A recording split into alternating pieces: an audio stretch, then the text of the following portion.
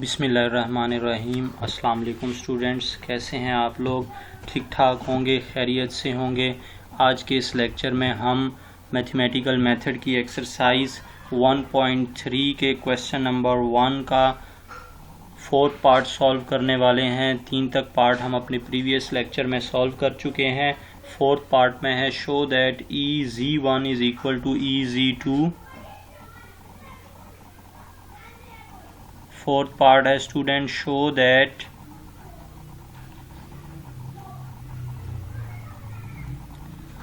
EZ1 is equal to EZ2 if ये दोनों आपस में कब सेम हो सकते हैं?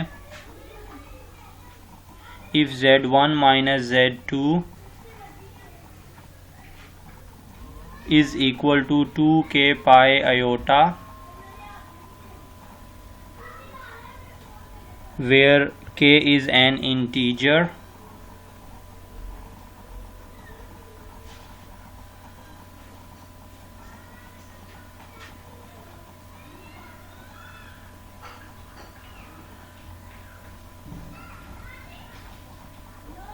where k is an integer।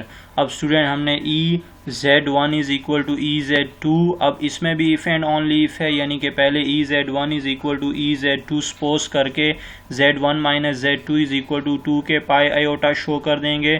फिर Z1 minus Z2 is equal to 2k pi iota suppose करके EZ1 is equal to EZ2 show कर देंगे हम लोग।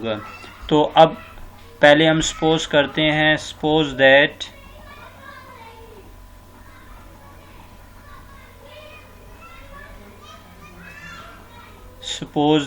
EZ1 is equal to EZ2।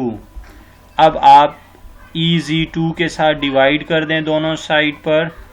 EZ1 over EZ2 is equal to EZ2 over EZ2। तो ये बन जाएगा student EZ1 over EZ2 is equal to 1। और इसको हम लिख सकते हैं ऊपर लेकर जाकर स्टूडेंट, यानी कि EZ2 को आप न्यूमरेटर में शिफ्ट कर दें तो ये बन जाएगा EZ1 into E minus Z2 is equal to 1। और इन दोनों को आप बेसिस सेम है तो ये EZ1 minus EZ2 is equal to 1 हो जाएगा। अब स्टूडेंट हमने लास्ट जो क्वेश्चन किया है वो हमने इसका थर्ड पार्ट, उसमें बिल्कुल यही एक रिजल्ट हमने पढ़ा था कि अगर EZ1 इज इक्वल टू 1 के हो जाए तो Z जो है वो आपके पास 2 पाई आयोटा का इंटीजर मल्टीपल होता है। तो उसी क्वेश्चन को यूज़ करते हुए अब हमने यहाँ से रिजल्ट लिखना है, क्योंकि ये Z1 minus Z2 is equal to 1 है तो यहाँ पर Z जो है वो Z1 माइनस Z2 हो गया। इसका मतलब ये EZ इज इक्वल टू 1 है तो फिर Z1 माइनस Z2 जो है वो इंटीजर मल्टीपल होगा किसका? 2 पाई आयोटा का इंटीजर मल्टीपल होगा। तो यहाँ से फिर हम लोग लिख लेंगे कि Z1 minus Z2 is equal to 2k pi iota. किसके थ्रू हमने लिखा है? By using third part question number 1 का थर्ड पार्ट का यूज किया है यहाँ पर स्टूडेंट। उसको यूटिलाइज करके हमने ये रिजल्ट लिखा है कि Z1 minus Z2 is equal to 2k pi iota where k belongs to Z। k जो है वो कोई भी इंटीजर है। अब ये तो हमने शो कर दिया स्टूडेंट। हम कन्वर्सली लेट कर लेते हैं। कन्वर्सली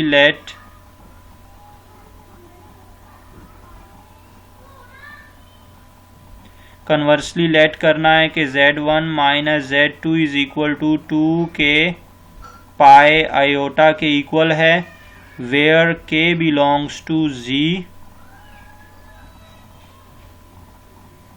के इंटीजर है कोई भी। और फिर यहाँ से हम Z1 की वैल्यू फाइंड आउट कर लें, क्योंकि हमें क्या शो करना है? Conversely let Z1 minus Z2 is equal to 2k pi iota where k belongs to Z। then we have to show that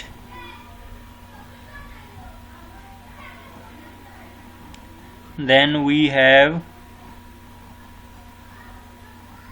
to show that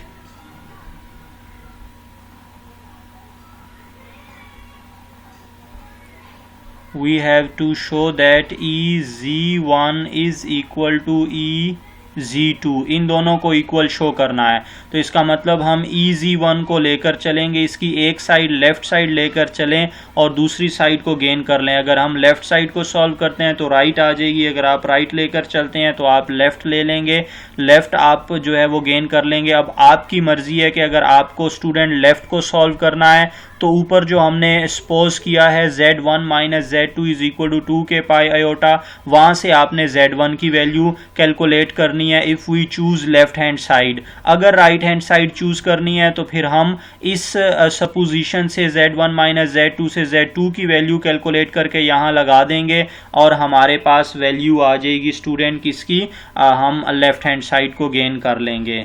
तो फिर हम इसकी लेफ्ट हैंड साइड गेन करते हैं। Now we take left hand side is equal to, जो कि किसके equal है, EZ1। अगर हमने Z1 कंसीडर किया है तो अब यहाँ से Z1 की वैल्यू आप लगा दें, put Z1 is equal to क्या आ जाएगी, 2 k pi iota plus Z2, ऊपर आप लगा दें 2 k pi iota plus Z2। Z1 की जगह पर ये वैल्यू सब्स्टिट्यूट कर दें तो ये स्टूडेंट बन जाएगा e raise to power Z2 plus 2 k pi iota. अब इसको आप बेसिस सेम करके तोड़ दें, e raise to power Z2 into e raise to power 2 k pi iota. अब e raise to power Z2 तो ऐसे ही रहने दें स्टूडेंट्स, क्योंकि हमने इसको शो करना है इक्वल। अब e raise to power 2 k pi iota के ऊपर आप आयलर थ्योरम अप्लाई कर दें, यानी कि कॉस 2 के पाई और प्लस आयोटा साइन 2 के पाई, cos 2 k pi plus iota sign 2 k पाई।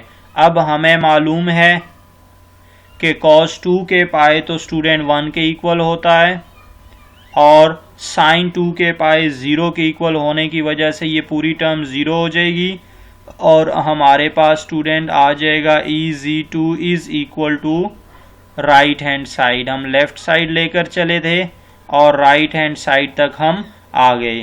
तो इसका मतलब क्या हुआ कि EZ1 is equal to EZ2 हम लिख सकते हैं। Therefore EZ1 is equal to EZ2, hence proved.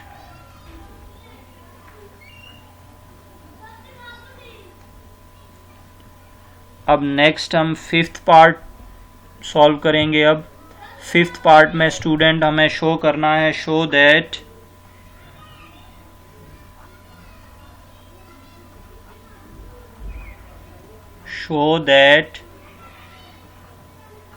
e raised to power z mod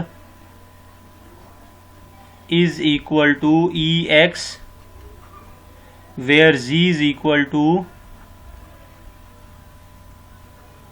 x plus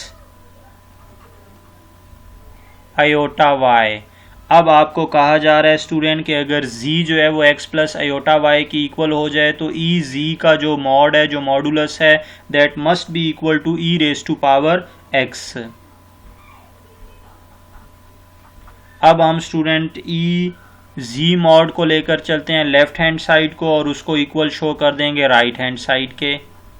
तो left hand side is equal to e z mod. अब स्टूडेंट आप z की जगह पर वैल्यू लगाएं जो कि आपको क्वेश्चन में गिवन है, x plus iota y mod हो जाएगा। इसको आप तोड़ के लिखें e x into e raise to power iota y, basis same करके मल्टीप्लाई कर दिया। अब आप जो है वो इन दोनों के ऊपर मॉड अलग अलग अप्लाई कर लें।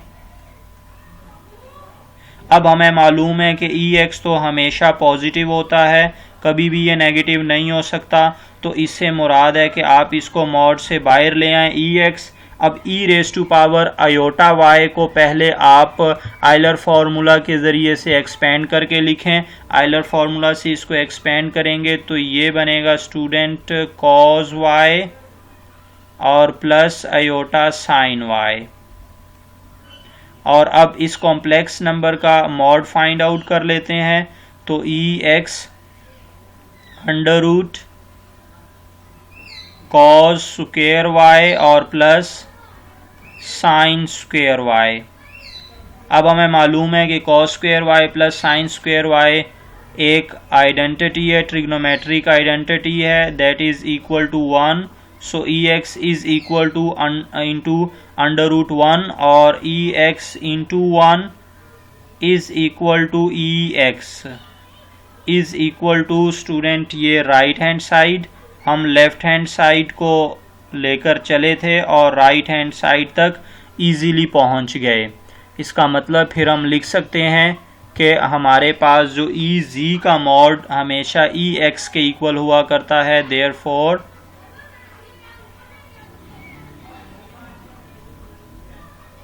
ई G mod is equal to E X, hence proved. उम्मीद करता हूँ स्टूडेंट्स ये क्वेश्चन आप लोगों को समझ आ गए होंगे। अगर ये वीडियो पसंद आई है तो हमारे चैनल को लाइक करें, सब्सक्राइब करें, शेयर करें, दोस्तों के साथ भी शेयर करें और घंटी का बटन भी ज़रूर दबाते जाएं। अल्लाह हाफिज़।